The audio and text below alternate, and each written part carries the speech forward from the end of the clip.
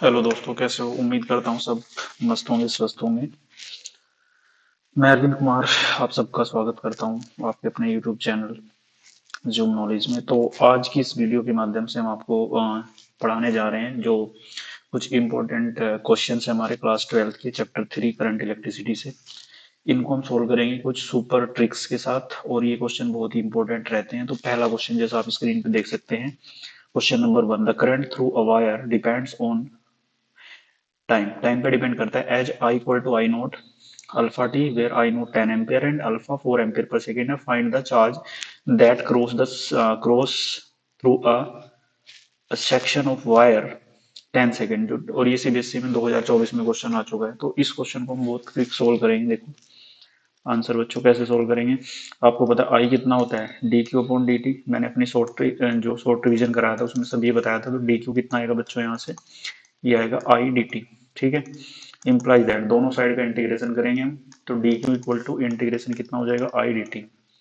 तो बच्चों यहाँ से आ जाएगा आपके पास डी क्यू का इंटीग्रेशन क्यू हो जाएगा और ये बचेगा यहाँ आई डी टी। तो इसको मैं सोल्व करूंगा। करंट है हमारे पास कितना, आई नोट प्लस अल्फा टी और साथ में है डी टी। इंटीग्रेशन कहाँ से कहाँ तक करना है मुझे, इसका 10 सेकेंड यानी कि जीरो से लगा के मैं 10 तक इसका इंटीग्रेशन करूंगा। तो यहाँ से हमारे पास अल्फा की वैल्यू रख देंगे, 0 से 10 इंटीग्रेशन हो जाएगा। अल्फा की वैल्यू कितनी दी है आपको, 10। अल्फा की value I note, sorry I note की वैल्यू दी है 10 प्लस अल्फा की वैल्यू कितनी है आपके पास 4, और टाइम तो हमारे पास टी है। तो इसका इंटीग्रेशन हम कर देंगे बच्चों। तो इसका इंटीग्रेशन कितना आएगा, ये पढ़ाई हुआ अपने इंटीग्रेशन में। 10 को अलग करेंगे 1 डी टी, इंटीग्रेशन 0 से 10 तक, प्लस 4 को बाहर ले आएंगे, टी की पावर 1 का इंटीग्रेशन डी टी। आपको बताया कि इंटीग्रेशन 1 डी टी होता है टी के इक्वल, है ना। और इंटीग्रेशन टी की पावर 1 का होता है टी स्क्वायर बाई 2। तो ये बातें हमें क्लियर होनी चाहिए बिल्कुल। इंटीग्रेशन हमें ऐसे करना है। तो बच्चों यहाँ से चार्ज कितना हो जाएगा, इसका इंटीग्रेशन हो जाएगा टी लिमिट 0 से 10, प्लस इसका हो जाएगा कितना टी स्क्वायर बाई 2, और साथ में कितना है यहाँ बाहर 4। लिमिट रेंज वही रहने वाली है 0 से 10। तो बच्चों ये आ जाएगा हमारे पास 10 - 0 लिमिट रखने के बाद, 2 × 2 कितना हो जाएगा 4, यानी कि 2 बाहर ले लेंगे, 10 का स्क्वायर माइनस 0 का स्क्वायर। ये लिमिट हमने फिल कर दी। यहाँ बचेगा 10, यहाँ बचेगा 2, यहाँ बचेगा 10 का स्क्वायर 100। तो कितना हो जाएगा 200, है ना, प्लस 10।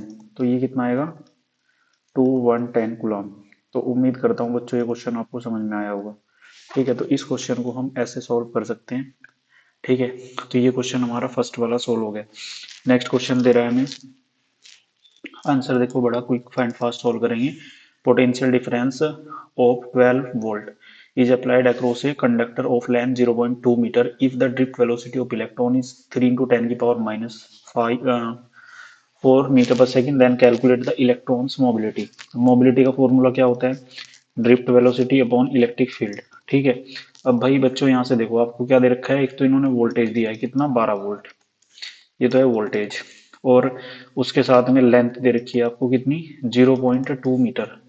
अब यहाँ से इलेक्ट्रिक फील्ड आप निकाल सकते हो। क्या फॉर्मूला होता है इलेक्ट्रिक फील्ड का, V/L। तो यहाँ से आ जाएगा वोल्टेज कितना है 12, लेंथ कितनी 0.2, तो पॉइंट हटाएंगे 0 बढ़ाएंगे, यहाँ से कितना आ जाएगा ये आएगा 60। तो E की वैल्यू कितनी आ गई बच्चों 60 वोल्ट पर मीटर। यहाँ से इलेक्ट्रिक फील्ड हम लगाएंगे तो कितना हो जाएगा mu equal to V D, कितना है आपके पास, ये ड्रिफ्ट वेलोसिटी दी है आपको 3 × 10 की पावर -4 अपॉन यहाँ कितना आएगा भाई, यहाँ पे आएगा 60। 3 से कट करेंगे 20 टाइम कट होगा तो 1/20 इंटू 10 की पावर -4। तो इसको हम ऐसे भी लिख सकते हैं 0.05, 10 की पावर -4। तो ये आ जाएगा 0.05 10 की पावर -4। तो आपको पता है कि मोबिलिटी जो है ये किस तरीके से डिफाइन होती है। मोबिलिटी में आपको पता है वीडी होता है मीटर पर सेकंड में, इलेक्ट्रिक फील्ड होता है वोल्ट पर मीटर। तो यहाँ से हो जाएगा metre square upon volt into second. तो ये इसका यूनिट हो जाएगा। उम्मीद करता हूँ बच्चों ये समझ में आ गया क्वेश्चन। तो ये दोनों 2024 में क्वेश्चन पूछे गए हैं। ठीक है, अब हम चलते हैं क्वेश्चन नंबर 3 की तरफ। ये क्वेश्चन हमारा बहुत इजी सा क्वेश्चन है ये भी। ये कह रहा है consider a wire of length 4 मीटर, यानी कि लेंथ दे दिया आपको 4 मीटर वायर का। आगे कह रहा है क्रॉस सेक्शनल एरिया, इसका एरिया कितना दे दिया आपको 1 मिलीमीटर स्क्वायर। तो मिलीमीटर को जब मीटर में कन्वर्ट करते हैं तो 10⁻³ से मल्टीप्लाई करते हैं तो ये होगा मीटर। अगर करना है स्क्वायर तो स्क्वायर कर देंगे, यहाँ से आएगा 1 × 10⁻⁻⁻⁻ तो भाई बच्चों ये आ गया एरिया। अब ये पूछ रहा है carrying a current of 2 ampere, कितनी करंट ले जा रहा है वो 2 एम्पियर की करंट वो लेके जा रहा है। ये 2 एम्पियर करंट हो गई यहाँ से। आगे कह रहा है इन ईच क्यूब पर मीटर, यानी कि एक क्यूब मीटर में कितना ले जा रहा है ये, इसके 1 क्यूब मीटर में कितने इलेक्ट्रॉन्स हैं, एन नंबर ऑफ इलेक्ट्रॉन जो है वो दे दिया आपको 10⁻29। Find the time taken two electron cross the length, यानी कि लेंथ को क्रॉस करने में कितना टाइम लेगा। मतलब ऐसे चल रहे हैं इलेक्ट्रॉन्स, सपोज दैट यहाँ से ए पॉइंट से बी में ऐसे इलेक्ट्रॉन चल रहे हैं। ठीक है स्टूडेंट्स, इसका एरिया वगैरह सब दिया हुआ है हमें। तो ये पूछ रहा है कि कितना टाइम लेगा ए से बी तक जाने में। आपको पता है टाइम का क्या फॉर्मूला होता है बच्चों, टाइम आपने पढ़ा है, डिस्टेंस इक्वल टू, ये फॉर्मूला पढ़ा है कहीं, डिस्टेंस होता है स्पीड इनटू टाइम, पढ़ा है ना कहीं ये फॉर्मूला। तो टाइम का फॉर्मूला हो जाएगा डिस्टेंस अपॉन स्पीड। अब यहाँ से देखो डिस्टेंस कितनी कवर कर रहा है, यहाँ से यहाँ तक इसकी लेंथ के बराबर करेगा कवर, तो टी हो जाएगा एल अपॉन वी। और वी क्या होता है यहाँ, ड्रिफ्ट वेलोसिटी। तो ये फॉर्मूला आपको लगाना है। अब देखो आपको पता है आई बराबर होता है N E A V D, ये फॉर्मूला पढ़ा है आपने कहीं। तो यहाँ से वी डी कितना आ जाएगा, आई अपॉन एन ई ए। तो यहाँ से हम सबसे पहले वी डी कैलकुलेट करेंगे बच्चों, कितना आएगा वी डी, करंट कितना दिया आपको 2 ampere upon N, electron density 10⁻29, electron का चार्ज होता है 1.6 10⁻⁻19 इंटू एरिया, एरिया कितना दिया है हमें 10⁻⁻6। तो इसको हम जब सॉल्व करेंगे बच्चों तो ये आएगा 1.6 10 की पावर, देखो 19 और 6 कितनी हो जाएगी 25, 25 में से 29 जाके कितनी बचेंगी 4, है ना। तो ये आ जाएगा इसको देखो लिख सकते हैं 1/0.8, और ये 10 की पावर ऊपर चली जाएगी माइनस की हो जाएगी। तो बच्चों ड्रिफ्ट वेलोसिटी हमारे पास कितनी आ गई, ये पॉइंट हटाएंगे तो यहाँ से क्या करेंगे 0 ऊपर बढ़ा देंगे, 2 से कट करेंगे 5 और ये 4, तो 5/4 इंटू 10⁻⁻4। तो बच्चों ये क्या आ गई, ये आ गई ड्रिफ्ट वेलोसिटी।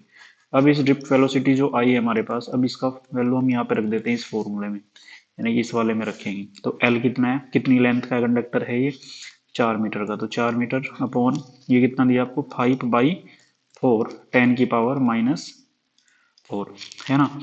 तो भाई ये देखो जरा, जब इसको हम सॉल्व करेंगे यहाँ से तो आपके पास ये मतलब यहाँ से 16/5, ठीक है। तो बच्चों ये ना जब देख अब यहाँ इसको देख पा रहे होंगे, ये 29 था, 19 और 6 कितना हो गया 25, है ना। 25 और 29, 4 बचेंगी ना यहाँ पावर, नीचे 4 बचेंगी, किसकी बचेंगी, 29 प्लस की हैं और ये माइनस की 25 है। तो 29 में से गए 25, कितने बचेंगे 4 प्लस के, वो ऊपर जाके किसके हो जाएंगे माइनस के। ये हमने ठीक कर दिया यहाँ तक। अब भाई ये देखो 16/5 और ये 10 की पावर आप ऊपर भेज दो यहाँ से, ठीक है। तो यहाँ तक इसको हम सॉल्व कर लेंगे तो ये हमारा आंसर हो जाएगा। ठीक है बच्चों, उम्मीद करता हूँ समझ में आ गया वो क्वेश्चन, ये इसका आंसर होगा। क्लियर हुआ, ओके आगे चलते हैं। नेक्स्ट क्वेश्चन हमारा क्वेश्चन 4, ये भी ऑलरेडी आ चुका है सीबीएसई में, ठीक है। टू मेटेलिक वायर, हमारे पास दो वायर हैं सेम मटेरियल के, एक तो ये रहा, एक दूसरा वायर है ये वाला, ठीक है भाई। इसको कह देता हूँ मैं ए, इसको कह देता हूँ बी, ठीक है। इसने कहा but the cross section area is in the ratio, इसका एरिया है मान लो A1 = 1 और इसका कितना है A2 = 2। इस रेशो में इसका क्रॉस सेक्शन एरिया दिया है, कनेक्टेड इन सीरीज, पहले इनको सीरीज में जोड़ा गया है, किसमें सीरीज में, और दूसरा फिर इनको किस में जोड़ा गया है पैरेलल में। तो ये पूछ रहा है कि ड्रिफ्ट वेलोसिटी का, जो इलेक्ट्रॉन की ड्रिफ्ट वेलोसिटी होंगी उनका जो रेशो होगा वो क्या होगा। सबसे पहले हमें पता है कि I = होता है NEAVD, ये हमें पता है। या फिर आपको ये भी पता होगा ड्रिफ्ट वेलोसिटी का फॉर्मूला होता है EE τ/m, जहाँ E की वैल्यू होती है V/L, वोल्टेज अपॉन लेंथ। तो यहाँ से अगर हम बात करें VD = कितना हो जाएगा EV τ/ml। तो यहाँ से हमें पता लग रहा है कि जो ड्रिफ्ट वेलोसिटी है वो इनवर्सली प्रोपोर्शनल है लेंथ के। तो ये एक रिजल्ट हमारे पास यहाँ से निकल के आ रहा है। देखो इन सीरीज अगर हम बात कर रहे हैं सीरीज में, तो सीरीज में हम बात करेंगे, देखो एक ये है, दूसरा ये, दोनों को जोड़ दिया, इसकी लेंथ भी एल है, इसकी भी, तो लेंथ कितना हो जाएगा इस केस में, लेंथ हो जाएगा हमारा 12, दोनों जुड़ जाएंगे, सीरीज में जोड़ रखा है ना इनको, देखो ऐसे।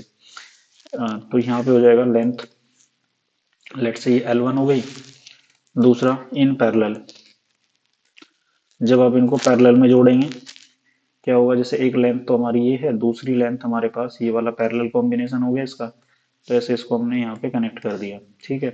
लेंथ तो इस बार सेम ही रहेगी, क्योंकि जितनी लेंथ ऊपर होगी उतनी ये होगी, तो इसको हम कहते हैं एल, यहाँ लेंथ L2 कितना आ जाएगा हमारे पास, एल सेम लेंथ हो जाएगी।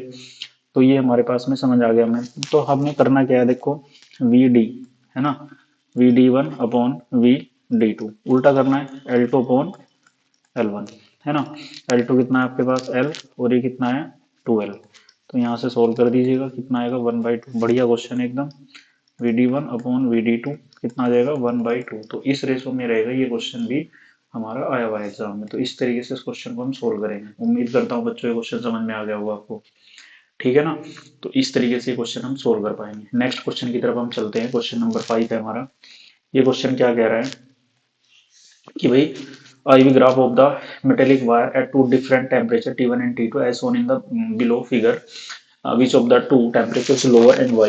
आपको पता ये पूछ रहा है कि इनमें से ग्राफ दे रखा है, इसमें से किसका टेम्परेचर लो होगा और किसका हाई होगा। हमें पता है कि जो टेम्परेचर होता है फॉर कंडक्टर, तो भाई वो बच्चों क्या होता है, वो प्रोपोर्शनल होता है डायरेक्टली किसके, रेजिस्टेंस के, ठीक है। लेकिन यहाँ ग्राफ में दिया है, यानी कि आप सीधा लिख सकते हैं कि जो टेम्परेचर होता है वो किसके प्रोपोर्शनल होता है, कंडक्टर के लिए रेजिस्टेंस के, तो आर प्रोपोर्शनल टी हो गए, यानी कि जिसका रेजिस्टेंस ज्यादा होगा उसका टेम्परेचर ज्यादा होगा, है ना, और जिसका रेजिस्टेंस कम होगा उसका टेम्परेचर भी कम होगा।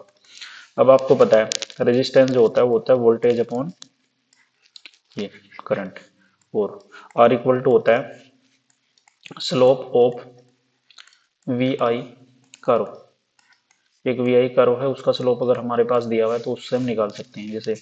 लेकिन यहाँ क्या हो रहा है, यहाँ उल्टा हो रहा है, फोर देखो इस तरफ हमारे पास वोल्टेज दे रखा है और इस तरफ हमें क्या दे रखा है करंट, तो हम इस तरीके से हम इसको ले सकते हैं। ये तो हमारे पास जो है यहाँ पे लेट से ये हमने इधर ले लिया वोल्टेज और इधर हमने ले लिया करंट, तो हम इस तरफ हम इसमें क्या बना लेते हैं, ये करंट है हमारे पास, ऐसे मान लेते हैं इसको।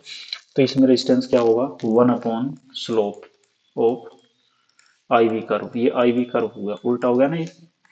तो अब यहाँ से देखेंगे जिसका स्लोप कम होगा उसका रेजिस्टेंस ज्यादा होगा हियर फोर, देखो स्लोप है ये वाला एंगल, लेट से θ1 है और ये एंगल कितना है θ2, तो यहाँ पर हियर, सो यहाँ पे हियर θ2 ग्रेटर देन θ1, यानी कि θ2 ग्रेटर देन θ1, तो यानी कि इसका मतलब हो गया, देखो θ2 ग्रेटर देन θ1, यानी कि जो ये वाला है हमारे पास, ठीक है, इसका जो स्लोप हो रहा है हमारे पास यहाँ से रेजिस्टेंस, इसका हम स्लोप देख रहे हैं आईवी ग्राफ का, तो जिसके लिए कम होगा उसके लिए रेजिस्टेंस ज्यादा हो जाएगा, तो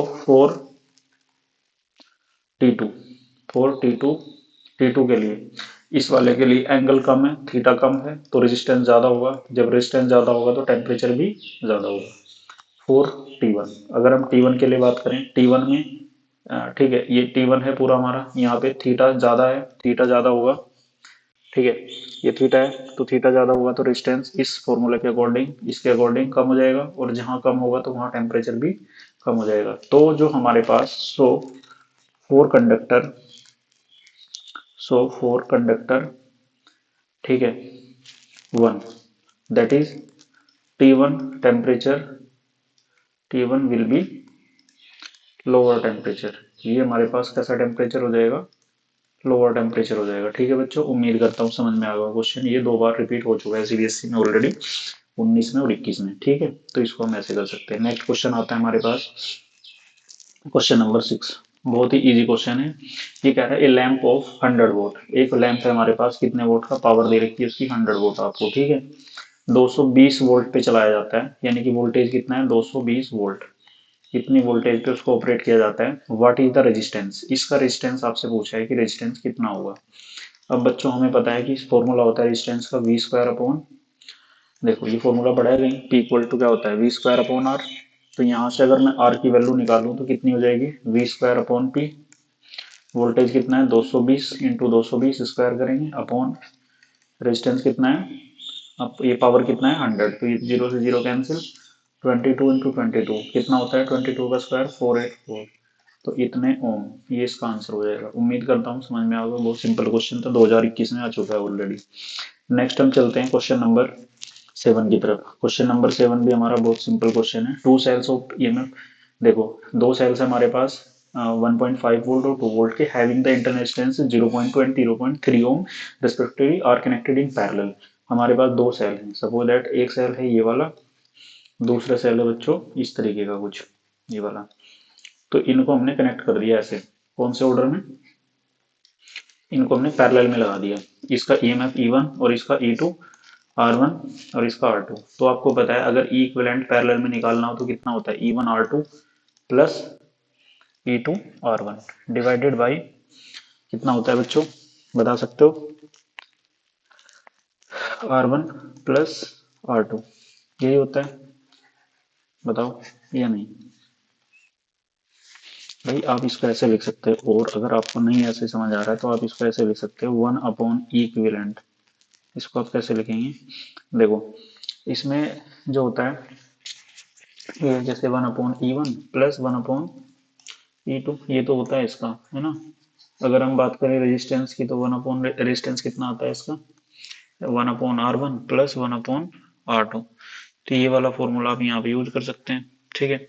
तो यहाँ से हम इसको लेके चल रहे हैं, इस फॉर्मूले में वैल्यू रखनी है हमें। E1 कितना दिया है हमारे पास, E1 है हमारे पास कितना, E1 है 1.5 वोल्ट, और E2 कितना है हमारे पास 2 वोल्ट, R1 कितना है हमारे पास 0.2, और R2 कितना है हमारे पास 0.3। तो हमें करना क्या है, फॉर्मूले में लगानी है वैल्यू, बस लगा दीजिए, कितना आएगा E1 R2, E1 यानी कि 1.5, R2 कितना है 0.3 प्लस E2 कितना है 2, और R1 कितना है भाई 1.5 डिवाइडेड बाई E1 R2 और R1 प्लस R2, यानी कि दोनों को ऐड कर देंगे 0.2 प्लस 0.3, तो इनको दोनों को सॉल्व कर देना, जो भी आंसर आएगा वो यहाँ पे आपके पास आंसर निकल के आ जाएगा, इतने वोल्ट, ठीक है। ये कर लेंगे आप आराम से। रेजिस्टेंस के लिए आपको क्या करना है, 1/R इक्वल टू 1/R1 कितना है 0.2 0.3, आगे इसको सॉल्व कर देना, ठीक है। आगे आप इसको सॉल्व कर ही लेंगे, ऐसे ये होएगा 10/5, और इसको लिखेंगे पॉइंट हटा के, ये आएगा 2 टाइम, यहाँ 5 बनेगा, तो ऐसे लिख सकते हैं, ये बन गया 5 यहाँ, प्लस ये बचेगा आपका 10/3, इन दोनों को ऐड करना है, ये हो जाएगा कितना 15 10 25, 25/3, तो आर की वैल्यू हो जाएगी 3/25, उल्टा कर देंगे ना, इतने हो। तो ऐसे क्वेश्चन सोल्व करने हैं, कर लेंगे। चलिए भाई नेक्स्ट क्वेश्चन की तरफ हम चलते हैं, सुपर ट्रिक से इसको सोल्व करेंगे। ये क्वेश्चन हमें दे रखा है, cylindrical metallic wire is stage to increase its length, मतलब एक वायर हमारे पास, इसको हमने ऐसे स्टेज कर लिया, ठीक है, इसकी लेंथ बढ़ाने के लिए, ठीक है। लेंथ इज इंक्रीज बाई 10%, इसकी लेंथ जो है वो इंक्रीज हो गई 10%। ये पूछ रहा है रेजिस्टेंस में कितना चेंज होगा, ये वाला बढ़िया सुपर ट्रिक से हम इसको सोल्व करेंगे। एक सुपर ट्रिक है हमारे पास, उस सुपर ट्रिक से कैसे सोल्व करते हैं, वैसे इसका लेंथी सोल्यूशन होता है बहुत, लेकिन सुपर ट्रिक ये कहती है, when stretch the wire then mass remain same, mass remain same, mass same रहता है तो आर प्रोपोर्शनल होता है एल स्क्वायर के। तो हम इसको लिख सकते हैं delta R upon R equal to, आपको पता है फ्रैक्शनल एरर में पढ़ा होगा आपने, 2 डेल्टा L/L। तो delta R by R, percentage में इसको कन्वर्ट करना है तो 100 से मल्टीप्लाई कर दो 2, ठीक है। तो यहाँ आएगा डेल्टा L/L, ठीक है, इतना 100%, कितने परसेंट उसमें वो था। अभी यहाँ से बिल्कुल सुपर तरीके से इसको सोल्व कर सकते हैं। तो delta R by R percentage कितना हो जाएगा 2, लेंथ में कितना परसेंट है 10%, तो 10% का मतलब 20% इंक्रीज हो जाएगा। तो रेजिस्टेंस कितना है हमारा चेंज, ये वाला डेल्टा आर बाई आर कितना परसेंट 20% चेंज हो जाएगा। देखो कितनी सुपर शॉर्ट ट्रिक्स है, इस शॉर्ट ट्रिक से हम इसको कितना जल्दी सोल्व कर सकते हैं। 2007 में सीबीएसई में आ चुका है क्वेश्चन ये। तो इतनी सुपर ट्रिक से हम इसको सोल्व कर देंगे। ठीक है बच्चों, उम्मीद करता हूँ समझ में आ गया होगा। नेक्स्ट हम बात कर लेते हैं क्वेश्चन नंबर 9 में। क्या कह रहा है question number 9? If the radius of wire is decrease by 4%। एक वायर है ये वाला, इस वायर को हमने ऐसे स्ट्रेच किया। जब हम इसको स्ट्रेच करेंगे, स्ट्रेच करने पे क्या होगा, इसकी रेडियस कम हो जाएगी। तो रेडियस कितना परसेंट डिक्रीज हुई है? ये कह रहा है रेडियस डिक्रीज हुई है 4%। तो रेजिस्टेंस में कितना परसेंट चेंज होगा? बढ़िया सुपर ट्रिक से सोल्व करेंगे इसको भी। आपको पता है कि रेजिस्टेंस, जो मैंने फॉर्मूला लिखवाया था आपको रेडियस की टर्म में, कि आर प्रोपोर्शनल होता है, ठीक है, R2/R1 इक्वल टू, मैंने बताया था, A1/A2। ये वाला एरिया के इनवर्सली प्रोपोर्शनल होता है। या फिर मैंने आपको ये भी बताया था कि R⁴ की प्रोपोर्शनल होता है। तो यहाँ से आप इसको जब लिखेंगे तो ये हो जाएगा R proportional R⁴ fractional error लगाएंगे इसमें, डेल्टा R/R, परसेंटेज एरर 100%। ये -4 स्टार्टिंग में आ जाता है, डेल्टा R/R आप यहाँ यूज कर लेते हैं, इतने 100%। तो यहाँ से देखो रेजिस्टेंस में पूछा है 4%। ये देखो जरा, यहाँ 4 है ना, कितना परसेंट चेंज आ रहा है इसमें? 4% ही आ रहा है। तो 4% चेंज आने पे कितना होगा बताओ? तो ये होता है ना सब फॉर्मूला, तो यहाँ से कितना हो जाएगा? 16%। तो देखो कितना जल्दी क्वेश्चन आपका सोल्व हो रहा है, क्विक एंड फास्ट सोल्व हो रहा है। ठीक है, तो इस शॉर्ट ट्रिक से हम इसको सॉल्व कर सकते हैं। तो शॉर्ट ट्रिक क्या हो गई हमारे पास? Delta of R/R equal to 4 times delta R/R। ठीक है, और ये -4 आएगा यहाँ। तो जितना भी वो, अब एक चीज इसने क्या कहा था यहाँ कि वो डिक्रीज हो रहा है। अगर ये डिक्रीज होगा तो डिक्रीज होने का मतलब कि यहाँ ये माइनस होगा, और माइनस माइनस की मल्टीप्लाई क्या हो जाएगी? प्लस। यानी कि इतने परसेंट ही इंक्रीज हो जाएगा रेजिस्टेंस। कितना? 16%। क्योंकि यहाँ से भी आप देख सकते हो कि आर को अगर कम करेंगे तो आर क्या हुआ? ज्यादा हो जाएगा। ठीक है, उम्मीद करता हूँ आपको समझ आ गया होगा क्वेश्चन। देखो कितना सुपर फास्ट ट्रिक से क्वेश्चन सोल्व हो जा रहा है आपका। बस ये फॉर्मूला याद रखना है आपको। इस फॉर्मूले से सीधा वैल्यू रखेंगे आप, एकदम से आंसर आ जाएगा आपके पास। आ रहा है समझ? चलिए बहुत बढ़िया, उम्मीद करता हूँ समझ में आएगा, आ गया होगा। Question number 10। अब हम चलते हैं क्वेश्चन नंबर 10 की तरफ। इस क्वेश्चन में देखेंगे आप, ये हमारे पास R1 होता है बच्चों, ये R2 होता है, और ये R3 है, और ये हमारे पास क्या है? R4। इसमें चेक करते हैं कि R1/R2 इक्वल टू R3/R4 है या नहीं है। तो चेक कर लो बच्चों।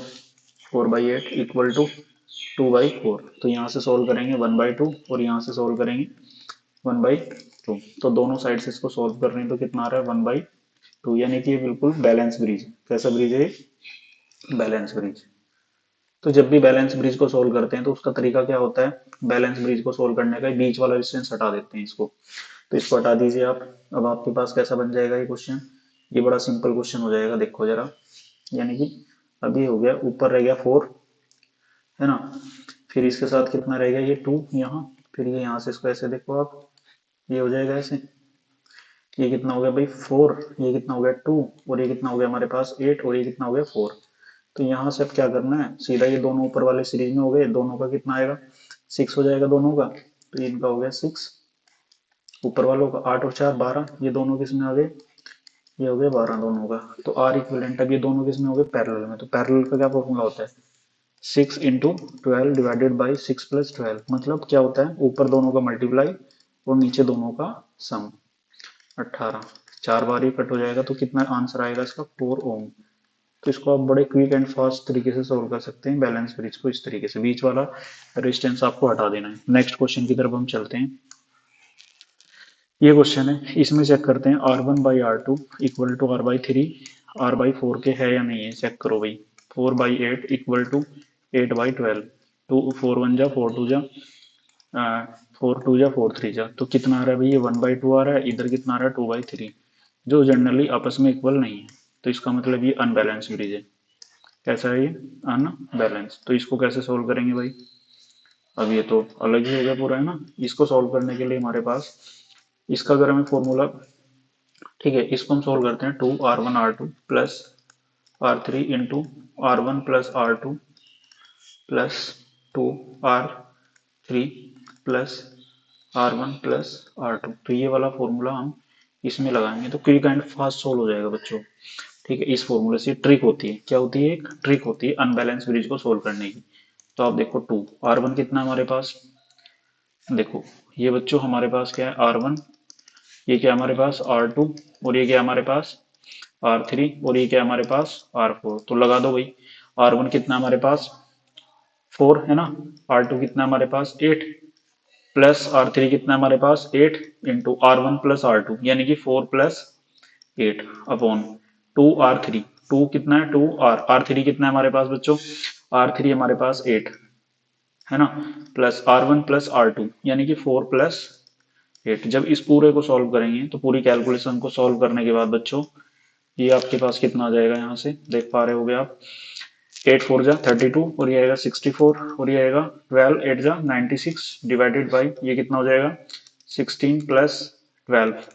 तो ये कितना हो जाएगा 160 और ये कितना हो जाएगा 28। तो यहाँ से इसको आप निकाल सकते हैं आगे, इसको फ्रैक्शन में भी और आगे सोल्व कर सकते हैं। तो ये इसका आंसर हो जाएगा। देखो कितना सुपर शॉर्टकट ट्रिक से हमने इसको सोल्व कर दिया। तो ऐसे क्वेश्चन को आप इतना जल्दी भी सोल्व कर सकते हैं इन सुपर ट्रिक्स का यूज करके। उम्मीद करता हूँ समझ में आ गया होगा आपको ये, ठीक है। नेक्स्ट क्वेश्चन है बच्चों 11। तो बहुत सिंपल क्वेश्चन है ये भी। इसको हम कैसे करते हैं, देखो इसको करने के लिए जब भी आपके पास इस तरीके का कोई आपको ब्रिज दिखे, ठीक है स्टूडेंट्स, मतलब इस तरीके का कोई इनफाइनाइट लेवल का सर्किट दिखे, तो इसमें R1 भी R2 R3 इंफिनिटी तक हो, तो उसका मैं आपको बता दे रहा हूँ। अगर वैसे इसको सोल्व करोगे तो बहुत लेंथी हो जाएगा। इसका शॉर्ट ट्रिक होता है, इसको सोल्व करते हैं 1/2। ये शॉर्ट ट्रिक होती है इसकी, R1 प्लस R2 और प्लस 1/2 अंडर रूट के साथ R1 प्लस R2 का होल स्क्वायर प्लस यहाँ से आ जाएगा बच्चों 4R3 into R1 plus R2। ये सुपर शॉर्टकट आप इसमें लगाएंगे तो डायरेक्ट आंसर आ जाएगा 1/2।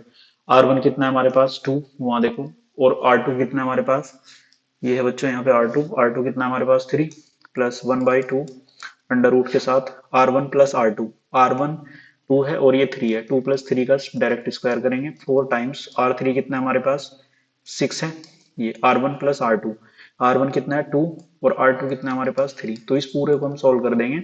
ये आएगा 5/2 प्लस 1/2 अंडर रूट के साथ में यहाँ आ जाएगा 25 और बच्चों ये हो जाएगा आपका 3 2 5 5 6 जा 30 120। तो ये हो जाएगा इतना। तो ये आ जाएगा बच्चों 5/2 1/2 अंडर रूट, ये हो जाएगा 145। तो अराउंड यहाँ इसका आंसर आ जाएगा। तो इतनी सुपर शॉर्टकट तरीके से इसको सॉल्व कर सकते हैं आप। बस ये आपको यही सोल्व करना है, ये वाला बस। जहां आपने इसको सोल्व किया तो ये समझो आपका आंसर आ जाएगा, ठीक है। तो ये हमारे पास एक सुपर ट्रिक है इस क्वेश्चन को सोल्व करने की। तो इस सुपर ट्रिक से आप इसको सोल्व कर सकते हैं, ठीक है। बताओ समझ आएगा आपको। उम्मीद करता हूँ ये चीजें बिल्कुल क्लियर होगी होंगी। नेक्स्ट हम चलते हैं आगे। नेक्स्ट क्वेश्चन है हमारा 12। तो बच्चों इसको कैसे सोल्व किया जाएगा, इसको सोल्व करने के लिए ये भी हमारे पास क्या है, एक इनफाइनाइट सर्किट है। तो यहाँ पे आप देख रहे हैं R1 R2 R3 है ना, जितने भी रेजिस्टेंस है सब किसके इक्वल हैं 1 के। जब भी इस तरीके का आपको आइडेंटिकल, कैसे हैं ये रेजिस्टेंस सब आइडेंटिकल एक जैसे हैं, तो आइडेंटिकल दिखे तो उसमें आपको सिर्फ एक ही सुपर ट्रिक लगानी है। इसकी सुपर ट्रिक क्या है बच्चों, उसको मैं समझा देता हूँ यहाँ पे। इसकी सुपर ट्रिक है सोल्व करने की। इसको आप आइडेंटिकल ब्रिज को मतलब नेटवर्क को कैसे सोल्व करते हैं, इसमें सिर्फ फॉर्मूला लगाना होता है। जैसे ये पॉइंट है हमारे पास ए और ये बी है, तो इसके कोरस्पॉन्डिंग इक्विवेलेंट रेजिस्टेंस आएगा। उसमें हमें क्या फॉर्मूला लगाना होता है, simple R into under root 3+1। बस ये फॉर्मूला आप लगाइए, डायरेक्ट आंसर आएगा आपका, ठीक है बच्चों। ये हमारी एक सुपर ट्रिक है। कैसे, इसको देखो, हमारे पास R1 R2 सब कितने हैं, वो है सब हमारे पास 1। तो यहाँ आप 1 रखेंगे, यहाँ आएंगे अंडर रूट 3 और +1। तो बच्चों कितना आएगा RAB equal to under root 3+1। देखो इतना सुपर ट्रिक है ये, कितना जल्दी आपके क्वेश्चन को सोल्व कर रहा है विद इन सेकेंड। उम्मीद करता हूँ बच्चों ये समझ आ गया होगा आपको, ठीक है। तो नेक्स्ट हमारा क्वेश्चन आता है कि हमारे पास जो है एक बैलेंस फीड स्टोन ब्रिज है, ये वाला ऐसे हम बना लेते हैं इसको। तो इसकी बैलेंस कंडीशन को ड्राइव करना है आपको, इंपॉर्टेंट है, बोर्ड में आ सकता है भाई ये, ठीक है। आर्टिकल, तो मैं इसको आर्टिकल को भी यहीं पे ले ले रहा हूँ, ये वाला, ठीक है। तो यहाँ से हम इसमें एक लगाते हैं बैटरी, ये प्लस पॉइंट हो गया और ये माइनस पॉइंट हो गया। तो इसको हमने ऐसे कनेक्ट कर दिया। तो बच्चों यहाँ से हम मान लेते हैं कितनी करंट जा रही है। अब ये करंट इस पॉइंट पे जाके, ए पॉइंट है ये बी पॉइंट है हमारा, और ये कौन सा पॉइंट है हमारा सी, और ये कौन सा पॉइंट है डी। तो इस पॉइंट पे अगर हम देखेंगे, यहाँ पे रेजिस्टेंस है R1, यहाँ पे कितना है R2 और यहाँ पे कितना है बच्चों R3 और यहाँ पे R4। जो बी पॉइंट का पोटेंशियल है वही पोटेंशियल है सी पॉइंट का। अगर दोनों के पोटेंशियल सेम होंगे तो इस वाली ब्रांच में कोई करंट नहीं जाएगी, ठीक है, जब इसमें कोई करंट नहीं जाएगी, सपोज दैट यहाँ से कितनी करंट जा रही है I1 और यहाँ से कितनी करंट जा रही है बच्चों I2। ये I1 एज इट इज इधर आ जाएगी, है ना, और ये जो I2 है एज इट इज इधर चली जाएगी। ठीक है जी। तो इस तरीके से अब हम इसमें दो लूप बनाते हैं। एक लूप तो बना दिया हमने ये वाला, एक लूप ये बना दिया, दो लूप बन गए, एक लूप ये वाला, दूसरा लूप ये वाला। क्या करते हैं, अप्लाइंग केवीएल, अप्लाइंग केवीएल इन क्लोज्ड लूप वन, वन में लगा दो। देखो ये प्लस ये माइनस, ये प्लस ये माइनस, ये प्लस और ये माइनस, ये प्लस और ये माइनस, मतलब पोलैरिटी हमने डिसाइड कर ली। जब हम इसको आगे सॉल्व करेंगे तो कैसे होगा, देखो प्लस से माइनस जाने पे क्या होता है, माइनस I1, I1 हो जाएगा तो साथ में R1। फिर आप यहाँ से ऐसे घूम के आएंगे इस लूप में, फिर आएगा माइनस से प्लस जा रहे हैं ऐसे, यहाँ आएगा प्लस I2 और ये कितना है R2 equal to, close loop में जीरो होता है तो I1 R1 इक्वल टू आ जाएगा माइनस I2 R2। तो भाई बच्चों यहाँ से ये कैंसिल हो गया, तो यहाँ से I1 R1 की वैल्यू आ गई आपके पास में कितनी, I2 R2। तो ये हो गया हमारे पास इक्वेशन नंबर 1। सिमिलरली, सिमिलरली, ठीक है, इसमें हम क्या करते हैं, अप्लाइंग केवीएल, अप्लाइंग केवीएल इन क्लोज्ड लूप 2। जो हमारे पास क्लोज लूप 2 है उसमें भी आप लगा दो केवीएल। देखो ये वाली जो ब्रांच है हमारी, इसमें क्या आएगा, देखो प्लस से माइनस, माइनस का I1 R3 और ये हो जाएगा plus I2 R4 equal to 0। तो इसको सोल्व करेंगे, I1 equal to I1 R3 equal to minus I2 R4। भाई माइनस से माइनस कैंसिल हो गए यहाँ पे, तो यहाँ से जब इसको आगे सोल्व करेंगे तो हमारे पास कितना आ जाएगा, ये I1 R3 equal to I2 R4, equation number 2। Now देखो अब मैं क्या करता हूँ, हियर इक्वेशन 1 को मैं डिवाइड करता हूँ इक्वेशन 2 से। तो कर दो भाई divide, I1 R1 equal to I2 R2 upon, यहाँ देखेंगे ये कितना है I1 R3, इधर कितना है हमारे पास I2 R4, I1 से I1 कैंसिल, I2 से I2, तो R1 by R3 equal to कितना आएगा हमारे पास R2 अपॉन R4। ठीक है, इसको हम ऐसे भी लिख सकते हैं R1 by R2 equal to R3 by R4। यही कंडीशन होती है बैलेंस व्हीटस्टोन ब्रिज की। उम्मीद करता हूँ बच्चों ये समझ में आ गया होगा आपको, हैंस प्रूव। तो ये इसका डेरिवेशन बिल्कुल सिंपल होता है, यहाँ से इस तरीके से इसको कर सकते हैं आप। नेक्स्ट हम चलते हैं ड्राइव ओम्स लॉ, बिल्कुल शॉर्टकट में इसको ड्राइव करेंगे। सिंस I इक्वल टू होता है NEA/VD, ये हमने पढ़ रखा है, बट VD की वैल्यू कितनी होती है EE tau upon M, and since E की वैल्यू मैंने अभी बताई थी कितनी होती है वोल्टेज अपॉन लेंथ, तो यहाँ से I की वैल्यू हो जाएगी NEA/VD की जगह कितना यूज करेंगे EV tau upon M into L। तो यहाँ से हो जाएगा I equal to NE² A tau upon ML। ये क्वांटिटी हमने अलग कर दी यहाँ से और V को मैंने अलग कर दिया। तो यहाँ से जो NE² A tau upon ML होता है इसको बोलते हैं कंडक्टेंस G, और G होता है 1/R के। तो यहाँ से रेजिस्टेंस कितना हो जाएगा R इक्वल टू 1/G, मतलब R की वैल्यू हो जाएगी ML upon NE² A tau. ठीक है बच्चों, यहाँ से रेजिस्टेंस आ गए। अब इसको जब आगे सॉल्व करेंगे तो ये आएगा I की वैल्यू, इसको मैंने क्या माना है रेजिस्टेंस, ठीक है, यहाँ पे क्या यूज किया जी वी। तो यहाँ से हमारे पास V की वैल्यू कितनी हो जाएगी बताओ, ये जी की देखो जी की जगह हम 1/R भी यूज कर सकते हैं, तो I इक्वल टू कितना हो गया 1/R इंटू वी। तो यहाँ से V की वैल्यू हो जाएगी IR। तो ये हमारे पास ओम्स लॉ प्रूफ हो गया। देखो हैंस प्रूफ, कितना शॉर्टकट हमने इसको कर दिया।